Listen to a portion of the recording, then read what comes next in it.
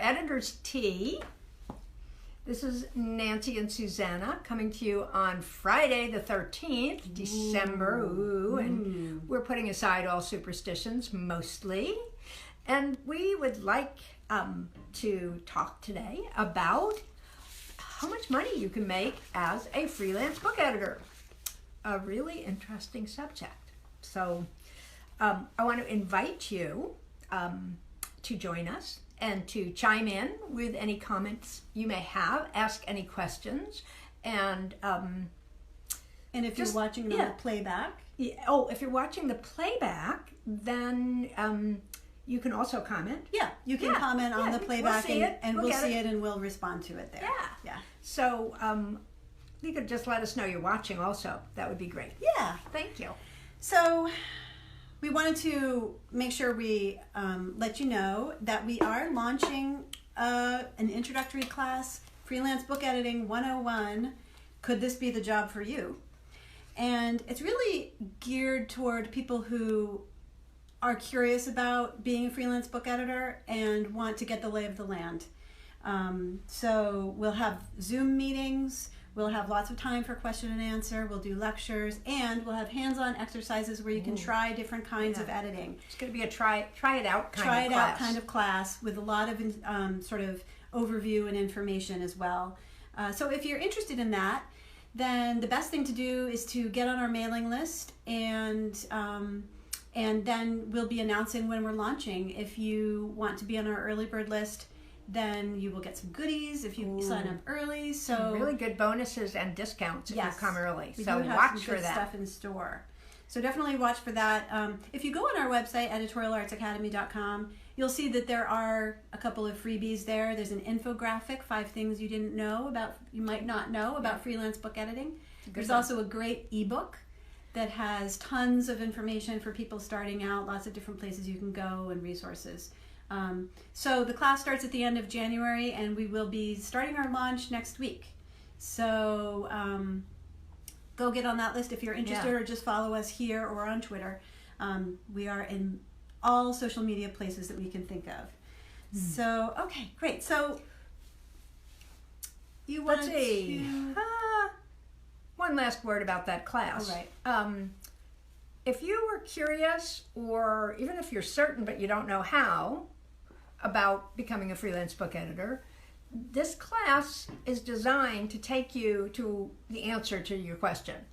Would this be a job for me? Okay, I just wanted to say that's the whole point of the class. Right. So if you're already an experienced book editor, or you're book editing, it won't be as valuable to you, but it might be. You might be curious about it. Yeah, you might be curious about it. But we really will be talking to people who don't know, and the goal is at the end of the class, they will know. Exactly. That's the goal. That's the goal. Yeah. All right. All right. So, transparency. Details. Money. Why? Why do we want to talk about money? Why? Why is this an important conversation? Why are we having it? We're all freelancers, or you're intending to maybe be one. Why is it such an important conversation? Right. Our idea with Editorial Arts Academy is really to have a community, and we both highly value transparency. So we love the idea of being really open with our students and prospective students about what we make. Yeah, what we make and what the potential is out there to make interesting. Sorry, low battery. That's okay. It'll be okay. Do we need to boost it? We might need to. We'll let you know if we need to boost the battery. Yeah. So we really want to be open about the possibilities and about the realities. We don't want anyone getting into this business thinking that it's something it isn't, but we also want to let you know, hey, this is a job you can have that can replace other jobs. This is something you can do. It's a real job. It's a real job. So it's a touchy subject, by the way, because anytime you're talking about income, of course, and one thing we want to be really clear is we are not going to tell you how much you should charge or earn or be paid. Okay, right. We don't have that kind of advice. but we want to kind of expose the field. Well, I feel like expose strong. isn't a great word for No, that. it isn't. But she edits me a lot. I do edit. I can't help it. So yeah, not so much exposed, but we want it to be out in the open. I feel like it's fair game to talk about. It is. And of course, nobody has to talk about anything they don't want to talk about if it makes you uncomfortable for whatever reason. No judgment at all. But when we first met, I think we sort of bonded over our interest in really being open with each other. Hey, here's how I do things. Here's how you do things. Here's how much I make. Here's how much you make. How could I make more? Oh yeah, you do that differently. And that's really what we're about. Yes. So we're going to talk a little bit about rates, not too much. We are going to share the results of a poll that we put in Facebook and Twitter, and we're going to talk about us and how much we make. We're going to tell you what our income is and how we get it. So that's kind of putting it on the court, in real time, in real life. Mm-hmm. And that's all we can really do because we don't know what other people make or do. And, if anything strikes you as misleading or confusing, please let us know. Thank you. Yeah. If it doesn't come up as a comment while we're watching just because of our tech for whatever reason, then we will comment afterward. Great. So. Okay, so, so the first thing is, where can you go to find out what you might charge for an editing job if you're doing this as your business? So many writers many editors and writers, by the way, go immediately to the Editorial Freelancer Association website. And on that website is a rate page. When you open the website, you actually see a thing at the top that says rate page. So go look at that and know the following about that page, because there's some controversy around it. It's 5 years old. It is the result of a self-reported survey of I don't know the size of the group, I don't know, but it's members of that organization. So given that, it also reports hourly rates that people get based on hourly work. So those are the parameters, and we don't endorse that rate sheet. We don't endorse it, but we also don't necessarily have anything against it. I've used it. Yeah. At times. It is a resource out there. Yes. Some people use it, some people don't. It's your choice, but we wanted you to know. You got to know about it. Yeah, you have to know there. about it. Okay, right. Good. A second place to go is Reedsy.com, R-E-E-D-S-Y, Reedsy.com. And they are going to tell you the per word rate that people charge, not the hourly, a little different.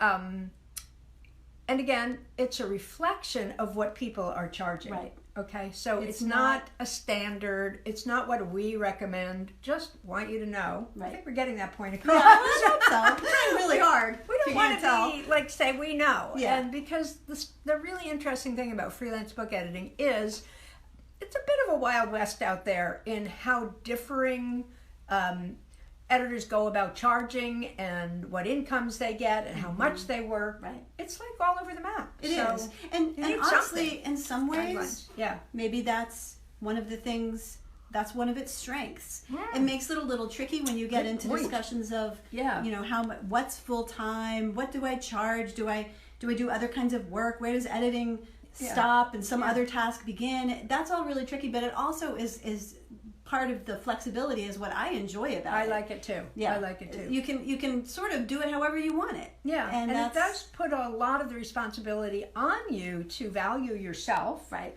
and say what you're worth. So this can be tricky and confronting, but as you get into the game, you learn how to play. Mm-hmm.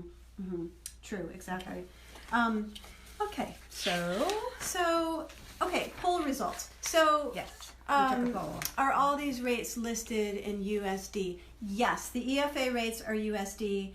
Reedsy's based in the UK, so I'm not positive about that. You'll have to check it out.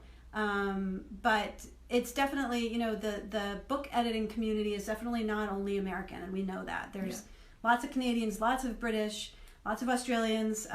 So we understand that it's a global kind of question. But we actually did a poll in Facebook and in Twitter over the last couple of days. So the question was, what do you make as a freelance book editor? And that we focused just on freelance book editing, and it's self-reported, and it's, participate if you want to. So again, How many people responded? I think about 100 responded. This is not a scientific survey. We had no Not at all. question that it would Attempting be. to be. Or purporting Ella, to be. Thank you very much for commenting. You're based in Canada. You might have to go to a conversion website and figure out exactly how it converts. But yeah, so the poll is really not intended to be scientific. I would really love to do something like that, but it's something that we would need time and expertise we to didn't design. set out to we do understand that. Yeah. So this poll is really just a reflection over the last 24 hours of about 100 people who have answered in the Editors Association of Earth ad space on Facebook, which I think it's a pretty big group. And again, it was all just volunteer. But so here are the results that we got. I decided to do away with the question of full-time versus part-time, because it really can be very confusing in editing. If you edit 40 hours a week, Who does that? well, probably some people do, but it is very hard. Yeah. So if I edit 5 hours a day, I feel like it's full-time. So anyway, let's just eliminate that whole question. So, and the results, again, this is all in the Facebook group. So this isn't like secret information by any stretch. So a little over half, about 55% of people who responded make less than $25,000 per year in US dollars. Keep in mind that average is for someone who works 10 hours a week and someone who works maybe 40. Right. It's hard to say. It's hard to say. And then, so let's give the results and we can kind of break them down a little bit. And then 26%, a little over a quarter, make 25 to 50K a year in US dollars. That's where I fall, 25 to 50K. Yeah, me too. 5% make 50 to 75K. Interestingly, 8%, more than 5%, make 75 to 100K, and 2% make more than 100K. So, did these numbers surprise you at all? I don't know. No, they didn't surprise me. So they're very interesting to me. Yeah. It is interesting. It's very interesting. And I'm wondering if the people who make 75K a year, are they also ghostwriting? Are they also co-authoring? Right. So what an editor does, that's one of the first modules of the class Freelance Book Editing 101, describes the different roles that editors play. And some people call themselves editors and they'll do ghostwriting and co-authoring. Right. And get paid big bucks for that and put that in. So you don't, that's why it's not scientific. It's hard. It's hard to do. And that's why if we do a scientific survey, we will spend a lot of time designing it, because we understand it's not easy to figure out. I think that there are lots of ways to slice and dice a freelance editing career.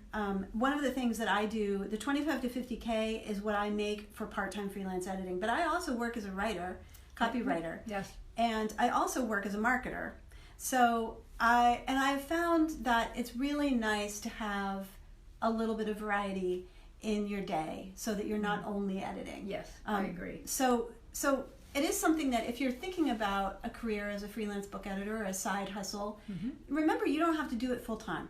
It's maybe a little bit exhausting to do full time. I think it's a great career to do if you only want part-time work. Right. And it's also a really nice thing to do around other full-time jobs or part-time jobs. For years, I worked full-time and edited on the weekends and at night and on vacation. Yes. Which is a little strange, but I enjoyed it. Yeah. So anyway, there's a lot of ways to do it.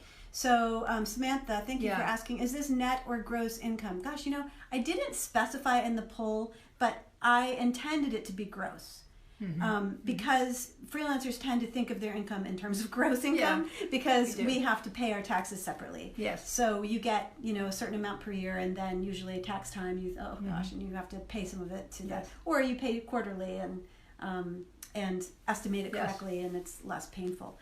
But yeah, it's gross income. So back to the part-time, doing this part-time. So for 22 years, I was a college writing instructor in English second language, and I did book editing. And then I'd take a year off. I had a flexible situation going on, and I'd be full-time for a full year, work on one big book project. So again, part-time, full-time. Right. It's hard to say. It is hard to say. So if anyone has questions, a couple people have chimed in. Ella and Samantha, thank you. And if anyone else has questions, please let us know. Let's talk now a little bit about exactly how we make our income, right, and what we do for that, and what we make. Yeah. So full disclosure, transparency. So I mostly do developmental editing of nonfiction. I also do line editing. I do book proposals, and I do other marketing materials for people wanting to get their books published. That could include a query letter. And let's see, so I also coach. I coach writers, so authors, to produce books. So I bring it's very hard to say an average, but I'll have a good year at $60K, and I'll have a bad year, not so good year at 25. So where would you put me? Right there, right. 40, something like 40 average. Maybe a little higher. Maybe a little Depends higher. on how many years are 60, I guess, and how many are 25. Right, right. And it's up to me. So if I want to take on some big projects, I can make a lot of money. I've established a niche and a reputation such that people come to me with book projects. Right. And they sometimes have advances from publishing houses, which are significant. So, and that all goes into it. Also, the type of work that Nancy does affects how much she makes. So it's so important. So because she does book coaching, or a big developmental editing job, she might get a project for last year. Do you want to say how much it was for last year? The one I made. Yeah, $35K. Yeah, $35K. Yeah. So she for signed a contract. 8 to 9 months of 8 work. to 9 months of work. She did other work too at the same time. So So I never get those big projects because I'm mostly a copy editor and a proofreader. So the biggest project I've ever signed was a $12,000 job. And that was over the course of maybe 8 months. So it was, it was part-time work over. So as far as what I make, like I said, I'm also a writer and a marketer, mostly writer at this point. And I'm mostly a copy editor and proofreader. I work with independent authors, and I also work for publishers. And I do some developmental and line editing, but I run an editorial services company with my brother, and usually he does the developmental and line editing. So we offer that as a service, but I'm not the one providing it. So I'll give you a couple of examples of how it's broken down in the last year or so. We had one project come in at about 80,000 words. He wanted the pro package, which is the client. Everything from the author wanted the pro package, everything from beginning to end. So he got developmental, line, copy editing, proofreading, and it paid about $12,000, and it took about it worked out to be about $1,000 a month for about 6 months. Wow, it's nice to have that. And what we're going to teach you in the more business-oriented module of Freelance Book Editing 101 is how to invoice, bill, work this out with clients. Right. How to, what if they can't afford you? What do you do? And how can you still keep them in your income stream? And we do stuff like that. We do actually have some tips at the end. Yeah, we have tips about that. If my phone doesn't run out. Oh, I'm worried about the phone. Yes. So we did have a question though for everybody. So we're designing the class now, and we wanted to know, what questions do you have about income, about all of these invoicing and working out rates and all that stuff. Let us know, because we can work it into the class, and we can also do more Facebook Lives about it and present it in other ways. For example, would you like some guidelines on how to charge specifically for whatever genre you're interested in? Like if you want to do sci-fi developmental editing, are you in a different league for charging? Or what if you want to do nonfiction business books? Right. So there's a lot of variety, and we can address more specific things based on our own experience. Right. It's all based on our own experience. Which I mean, is that's all the we got. big caveat here. Yeah. So let us know about that. And I think, I was going to maybe talk about a couple of other packages that I had, but it works out to be, usually it's about, I get a project in and, Paula says, yes, that would be great. Thank you, Paula. Good. So, yeah, it works out to be, when I take in a project, maybe about $1,000 a month, depending on the project. I get some smaller ones that are maybe more like $600 for a week of work. But then I get a couple big, like a proofread. I just had to turn it down, but a proofread for a publisher would have been $900 for about a week of work. And I would have worked on that. Not bad. I would have worked on that probably 4 hours a day for 5 days or so. So, really, as I'm talking about this, I'm realizing how tricky it is to talk about, because there's different factors that go into it. Yes. Your rates are one, how long it takes you is one, how much other work you're doing. What the type of book it is that you're going to edit. Right. There's some editing projects where you can only do a few hours a day and it wears you out, and others that are very engaging and are in really good shape, and you can it's just like reading a novel. Right. So not that there's always more to it than just reading a novel, for sure.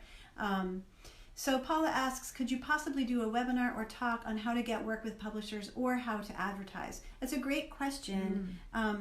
There is actually a class at EFA. It might be full at this point, but there is a class at the EFA that Jennifer Lawler is giving. Okay, on developmental editing? No, it's not. It's getting work directly from publishers. Oh, okay. So Paula, I would go to the EFA website and see if that class is still open. I'm actually going to take it because I just want. I know how I do it with publishers, but I want to know how if there's other things I don't know about. Advertising. We talk more about marketing than advertising. Yeah. Well, I think that's what Paula. She probably Paula means that. Marketing. So, Paula, thanks. Yes. Thanks. Yeah. So I'll just say one word about marketing. Is we have websites that reflect what kinds of books we work on and what we charge and who we are and who we've worked with. So I always refer people to my website. My website's like a little portfolio of my work.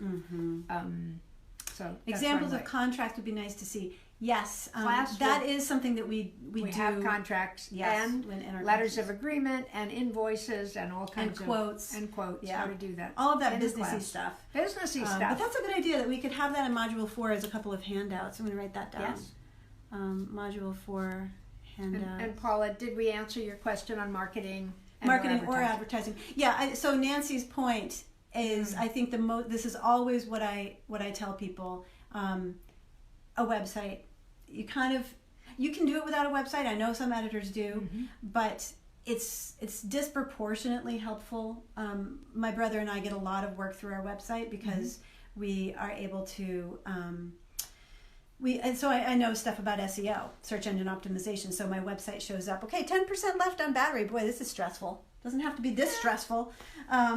Anyway, we're almost done. So don't worry. We're almost done. So point being, when it comes to marketing, my number one piece of advice, think about getting a website. You can hire somebody to do it. Oh, you do have a website. Excellent, Paula. That's very good. That's excellent. As far as the next step in marketing, lots of networking, online and offline.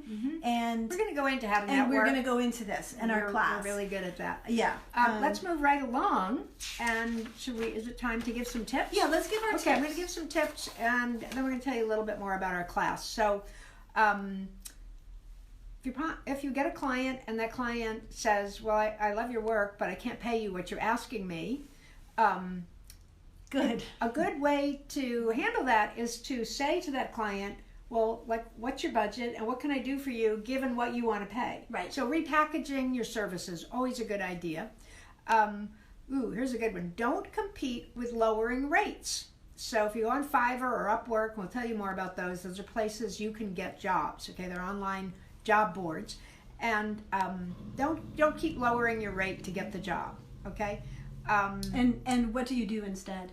Find clients who have what they want, what you offer.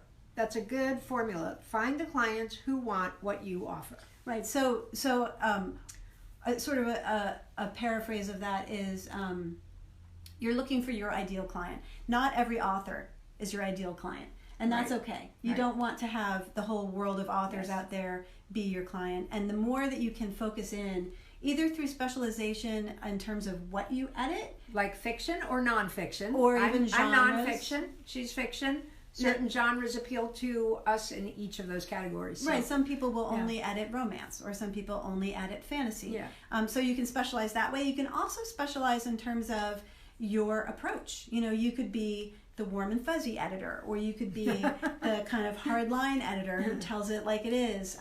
So there's different ways to specialize, but I think you know, the more you get into it, the better kind of honed your categories can be, and I think that helps with finding the right clients. That being said, however, it's a good idea to offer several services, several ways you can support that client. Like I do book proposals. I didn't start out doing book proposals, but all my clients wanted book proposals, or many of them did, I mean.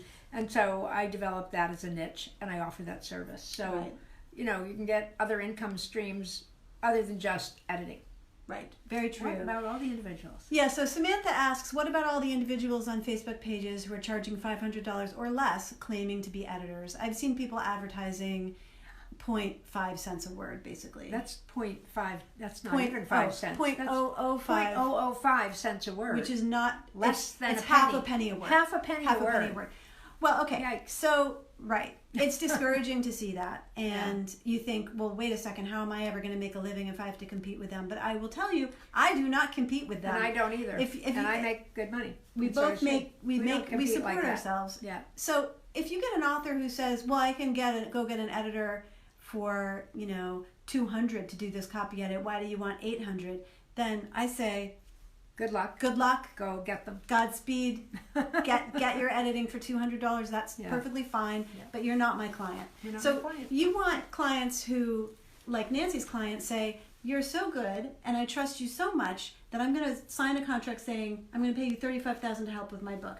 And by the way, Nancy's very first job was a very high income job. Now that's unusual. It's very unusual. That is not the sort of thing that happens to everybody, but it goes to underscore our point that it's a little bit of a Wild West. It's a Wild West, yeah. So, Samantha, I would say, just don't pay too much attention to them, because you don't have to play that game of lowering your prices more and more. Right. Go see our whole focus in the training we're going to be providing, and that this course, Freelance Book Editing 101, is going to show you. The whole point is you can get what you want. And we'll show you how. Simplified version of that. But what am I trying to say? I think you're trying to say that because it's such a flexible job, there's a lot of kind of openness and creativity and that's exactly what I was trying to say. And you know, she's good. There's also more to this. We're talking about money, right? Yeah. But there's other ways that you are compensated by jobs. That's for sure. And we are, and this is another freedom, subject. Flexibility, all the other goodies. I will say now in front of God and country. Oh, I know. I don't think I could ever go back to working in an office. I really don't think that I could do that. No way. And I appreciate the ability to have my own schedule every single day, and I have for 25 years. Yes. So anyway, that's not the same as money, but you know, it's sometimes hard to keep these things separated, because it does feel like sometimes like, well, I didn't make as much as I could if I had gone to get this high-end corporate job, but look at all I look gained. at all I get. Right. Yes. So Nancy Letitia asks, is this a course for newbies or just about anyone who has been struggling? I've been at this for almost 4 years. I'm not getting to where I want and need. That's a great question. Yeah, that is a good question. You probably could benefit from doing this. I mean, Susanna and I still take courses from other editors through other organizations because we want to know what people are doing. Right. So you'd get some value out of it. I mean, I think that, you know, the focus really is for people who don't know much about the field and want to learn about the field, especially learning what kind of editor should I be and would I be good at it.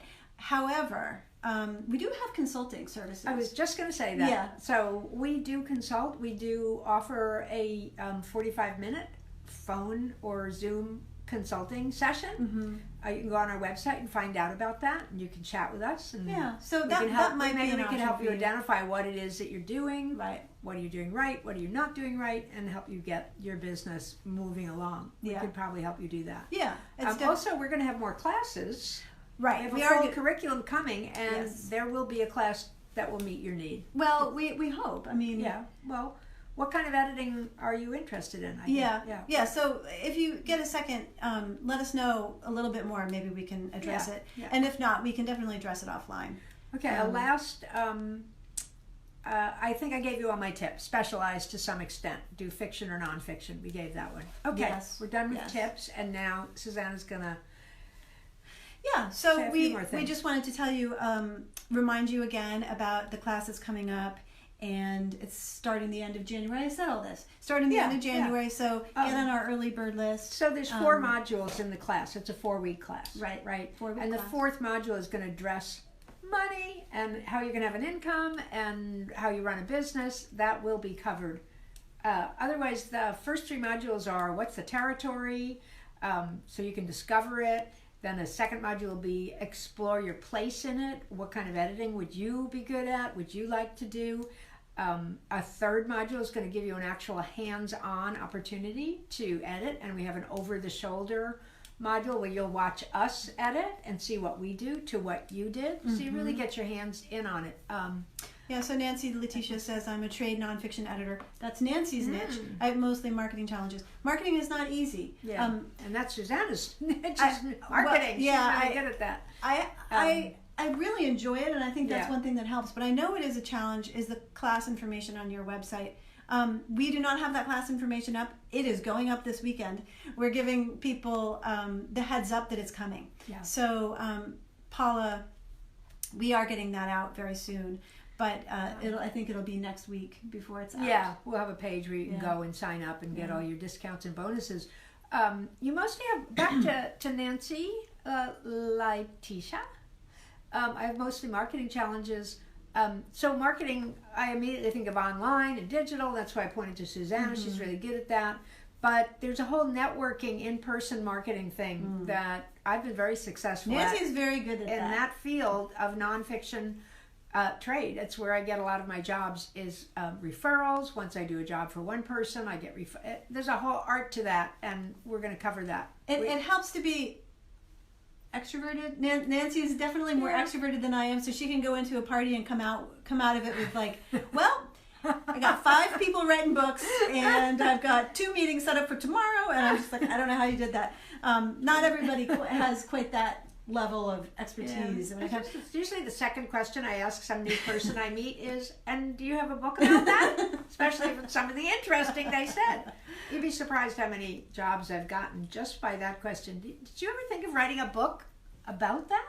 Oh my gosh, I can't believe you asked that question. How did you know? Oh, well, I'm an editor. I'm a book editor, and I just thought it would make a really great book. So then a book happens. Yes. Book is born. Nancy, Letitia, you say you're also you're an introvert, as am I, and I totally get it. Introvert here. Yeah. I used to be an introvert. I don't know what happened. Something happened. I became an introvert. Yeah. Anyway, who knows? I love books. I love people, and even though I would be shy about promoting myself, that drove me. Yeah. Love of books, love of people, love of the possibility that people could have a book, and how wonderful that is. I think Nancy really feels the, when she helps a client get their book going.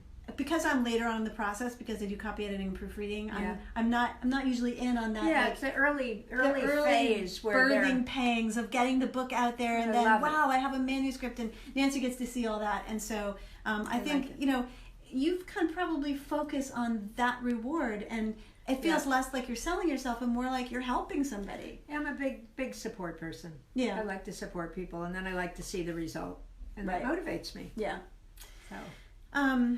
So also on the website, yes, that is not a bad idea. Holiday season, lots of parties. You can probably get yourself a bunch of books. No, I'm just kidding. I don't know what you could do, but it is, Nancy did kind of open my eyes to the idea of doing more in-person networking. I'm an online kind of person, so we need that too. Yeah, that's very important. Here we are online. Exactly. There's some freebies on our website. I don't know if you've gotten them yet, but if you haven't, go check them out. We've got the infographic, we've got an ebook. We even have a quiz that you can take to help you figure out what kind of editor you are. Yep. So go check those out. Subscribe to our mailing list. We send out, as we say, we're obsessed with making them valuable. So we really want them, we want you to read them. So we make them short and valuable as possible, as valuable as possible. So go sign up for that and meet us here. We're going to try to do Facebook Lives every Friday. Every Friday at 4. I don't know if that'll stand up, but that is our goal. That's our goal. That's our goal. And we are doing one next week. And we are doing one next week. We're going to be talking about the editor profile. So go take your quiz, and then you'll have a little bit of a better sense of what we're talking about. What's your profile? What's kind your of editor profile? Well, should we give them a sneak peek? Of course we should. Sure. We still have battery. Question. We have a little battery left. Oh, good. Oh, good. Okay. Wait, where do you see the battery? I don't know. Oh. It's just not telling us we don't. Okay, good. Well, it's going to suddenly turn off. Oh, so. it is? Well, okay. it might. Well, bye just in case. Bye just in case. Now, we're on borrowed time. Okay, borrowed time. So, 4 editor profiles. Bookworm. Teacher. Grammar guru.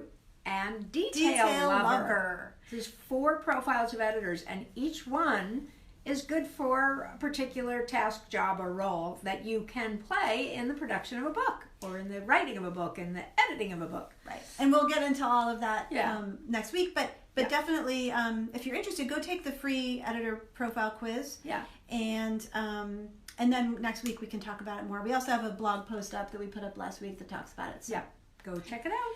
Okay, everyone, I think that's it. We're really going to say goodbye. Yes, we are. Thank you, phone, for Thank you, gods of the battery world, whoever you are. Whoever you are. Thank you. And thank you very much for the interaction. It was great to see that was so awesome. Here. This is our first time really having a lot of interaction. Yeah, it was really nice. It's sort of like a little ad hoc webinar. I like that. Yeah.